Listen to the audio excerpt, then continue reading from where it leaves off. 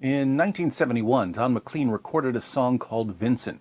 It was a defense of the sanity of Dutch painter Vincent van Gogh, or Van Gogh, or Van Gogh, or Van Gogh, depending on where you're from and how far you want to deviate from the authentic American pronunciation. According to McLean, Van Gogh wasn't crazy, as most people think of crazy. He had some sort of mental illness that allowed him to see the world differently. But what Van Gogh saw wasn't wrong. He was seeing things that others couldn't see. And he tried to share his perspective through his paintings, but people didn't understand.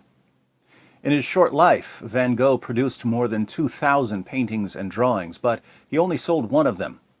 The world just wasn't interested in Van Gogh's works until after his death.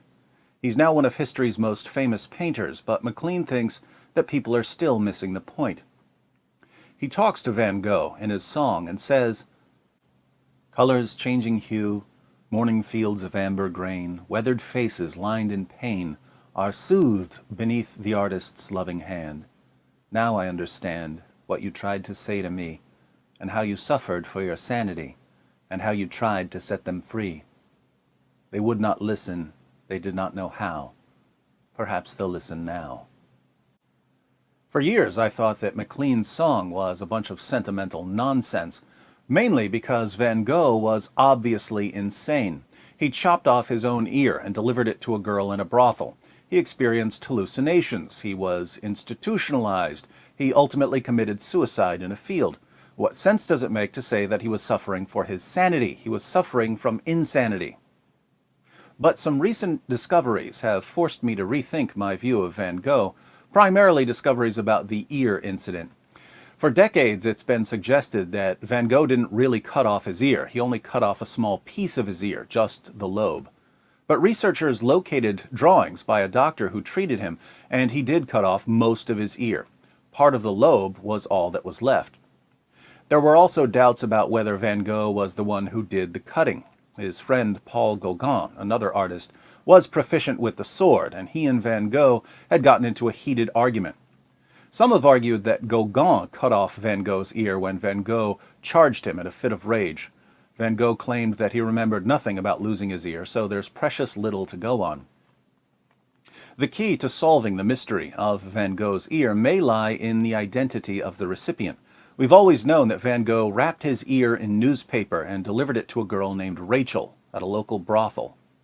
He handed it to her and said, "Guard this object carefully." Without knowing anything about Rachel, it was quite natural to suppose that she was a prostitute, that Van Gogh was in love with her, and that giving her his ear was the incredibly creepy love offering of a deranged and obsessed stalker. Fortunately, thanks to Bernadette Murphy, a researcher who sifted through documents to figure out who this Rachel was, we now know that she wasn't a prostitute. Her real name was Gabrielle. Rachel was a nickname. She was a 19-year-old farmer's daughter who worked as a maid in the brothel. She was working as a maid to pay off her medical debts. She had medical debts because she had been mauled by a rabid dog. Doctors had to cauterize her wounds with a hot iron to keep her from bleeding to death. Then they spent weeks treating her for rabies. So here's a girl with scars from the rabid dog and burns from the cauterization, cleaning brothels. People stare at her because she's disfigured. And Vincent van Gogh, the awkward painter who lives in the yellow house, chops off his ear and brings it to her. This is not, "Hey, I love you, let me chop off my ear and give it to you as a present." This is, "Hey, I see people staring at you. I'll give them something else to stare at. You're disfigured. Now I'm going to be disfigured with you." This isn't the act of a deranged stalker. This is an act of excessive compassion by a mentally unstable man. Van Gogh was extraordinarily sensitive to the suffering of other people. He was the opposite of me, which is why I find him fascinating. Too much empathy or too little empathy, either one drives you mad. But he was in no position to help this girl. He was broke. He couldn't pay her debts. He couldn't take away her scars. So he did the only thing he could. He suffered with her. I don't know if she got the message. Rachel trying to understand Van Gogh severing his ear may have paralleled people trying to understand his paintings. They would not listen, They did not know how. I should point out that there are non-crazy versions of what Van Gogh did. You can be perfectly sane and try to understand what someone is going through and try to enter into this person's suffering in order to help. My son Reed has a genetic muscle disease called myotubular myopathy. His muscles are extremely weak, too weak to walk or eat or breathe. So machines do a lot of the work. A machine pumps air through a tube in Reed's throat. It's called a trach tube. A few years ago, Reed started pulling the tube out, and that can lead to problems because it isn't always easy to get back in. So we would strap the trach tube to his neck, but he would manage to get the straps off and pull it out. He would pull out the tube that he breathes through, and he would hide it. We were trying to figure out if it was irritating him, was it itchy, was he just trying to get attention? We didn't know. But one day my wife said, I think Reed is realizing that he's different from the rest of us. Maybe he's pulling out his tube because he wants to be normal. Then my oldest son, Luke, proposed a solution. He said, I don't want Reed to feel like he's different, so I think we should cut the inside tubes off of some old trachs and tie the trachs to our necks and wear them when we're around Reed so he'll think that it's normal. Proud father moment. Luke wanted to help Reed by becoming more like Reed, just as Van Gogh apparently wanted to help Rachel by becoming more like Rachel. The difference was that Luke's idea wasn't crazy. A crazy Van Gogh-ish version would have been actually getting a tracheotomy, the surgery that puts a hole in your neck, to be more like his brother. But why would it be crazy to chop off your ear to share the suffering of a disfigured girl, or to cut a hole in your neck to share the suffering of a disabled brother? Well, by nature, self-preservation is very high on our list of priorities. Our biological systems are geared towards it, and that's a good thing. It helps us survive. You can go against your self-preservation instinct in certain situations if something is important enough to you. A soldier can throw himself on a grenade to save his friends. A firefighter can run into a burning building to rescue people. But we wouldn't deliberately cause massive injuries to our bodies just to show compassion towards other people. Something in your head is dangerously out of balance if self-preservation goes out the window when you see someone suffering. And that's why we would say that Van Gogh was insane, at least at certain times. Notice, however, that it would be odd to fault someone for being too deeply affected by other people's suffering. We wouldn't say, you care too much, what a dirtbag. It's good to be concerned about a girl's suffering. It's good to want to help.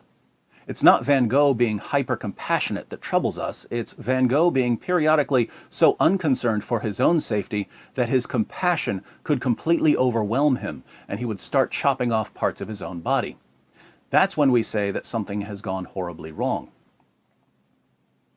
There are two events in history that were such radical examples of someone laying aside his own status for the good of others that much of the world's population regards the events as utterly ridiculous or downright insane. The most disturbing part is that these events are put forward as the foundation of Christian ethics. In Philippians 2, the Apostle Paul says, in your relationships with one another, have the same mindset as Christ Jesus, who, being in very nature God, did not consider equality with God something to be used to his own advantage. Rather, he made himself nothing by taking the very nature of a servant, being made in human likeness. And being found in appearance as a man, he humbled himself by becoming obedient to death, even death on a cross. What Paul says about Christ here, by the way, is an early Christian song. It's called the Carmen Christi, the hymn to Christ. If you'd like to know what the first generation of Christians sang during their worship, they sang this. They sang about Christ being in the form of God, being in very nature God, but not considering that equality with the Father, that glorified status, something he had to cling to. Instead, he lowered himself by taking on human nature, the nature of a servant. As a man, he humbled himself even further and was crucified. So the two instances of Christ laying aside his own status for the good of others are the incarnation, Christ entering our world, and the crucifixion, Christ facing not only the worst punishment the Roman Empire could come up with, but also the Father's wrath against our rebellion. And if you're not a Christian, both of those probably sound crazy. But they sound crazy to different people for different reasons. Muslims, for instance, find the idea of God entering creation to die for sins ridiculous because they have no concept of a God who would love them enough to do that sort of thing. Allah just isn't very loving, according to the Quran. Allah does not love those who exceed the limits.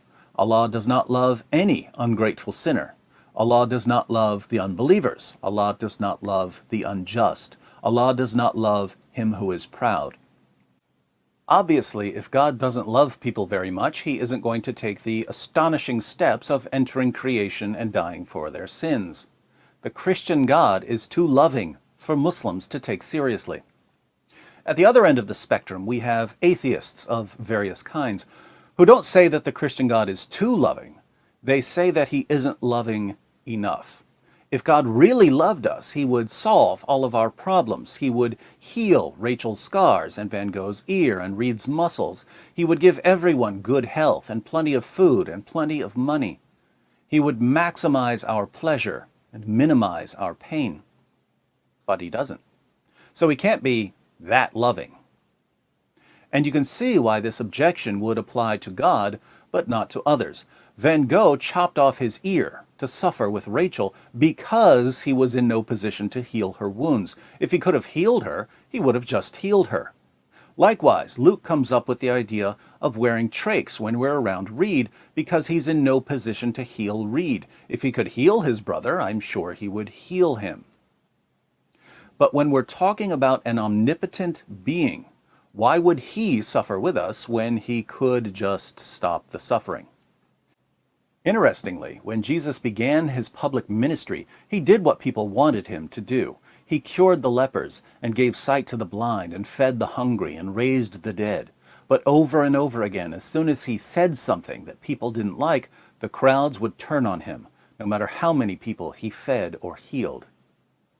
It seems that their real problem with God went far beyond God not doing enough for them.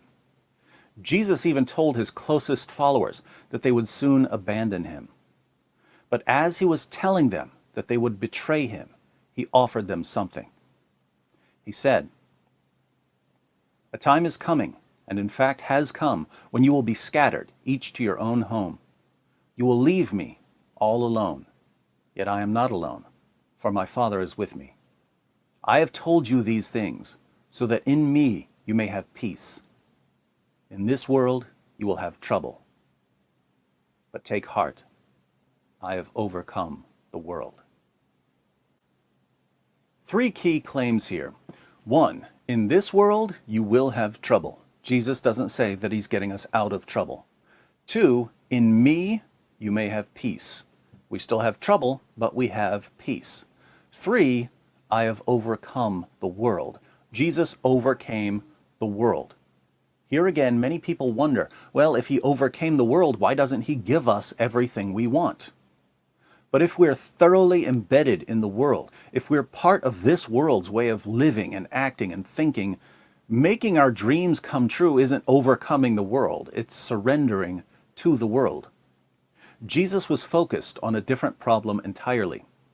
After telling his followers that he had overcome the world, Jesus spoke to the Father, and he said, "Righteous Father, though the world does not know you, I know you, and they know that you have sent me. I have made you known to them, and will continue to make you known, in order that the love you have for me may be in them, and that I myself may be in them." Jesus, who was eternally one with the Father, took on the nature of a servant, and just hours before his crucifixion, prayed to the Father that the Father's love for him would be in us. But how's that possible? The Son is divine and perfect. The Father's love for him is perfect. We're fallen and selfish and greedy. We've been mauled, but not by a dog. We've been seared, but not by a hot piece of iron. We're on life support, and we're pulling out our own breathing tubes. How can the Father's love for the Son be in us? And the answer to that question is called the gospel, the good news. We're not good enough. We're not righteous enough to have the Father's love in us. The gospel is the proclamation that God now gives us the righteousness of Christ because of what Christ did on the cross. As the prophet Isaiah said 7 centuries before Christ walked the earth, "Surely he took up our pain and bore our suffering, yet we considered him punished by God, stricken by him, and afflicted. But he was pierced for our transgressions, he was crushed for our iniquities. The punishment that brought us peace was on him, and by his wounds we are healed." We all, like sheep, have gone astray. Each of us has turned to our own way, and the Lord has laid on him the iniquity of us all. Because we have the righteousness of Christ, we can have the Father's love for the Son in us. As odd as all of this might sound to you, the early Christians absorbed this message, and once they became convinced that the Lord of creation loved them enough to enter creation and die for them, they found that they had peace, even in the midst of troubles. You could persecute them, they would rejoice. You could torture them, they would walk away praising God. You could feed them to lions, they would die singing songs about Christ. Experiencing the love of God caused them to see the world differently. They tried to share what they saw, but many people couldn't understand the view from the cross. As Jesus suffered on the cross, mocked by the crowds, he prayed, "Father, forgive them, for they do not know what they are doing." Very similar to Don McLean's words nearly 2,000 years later. They would not listen, they did not know how. Perhaps we'll listen now.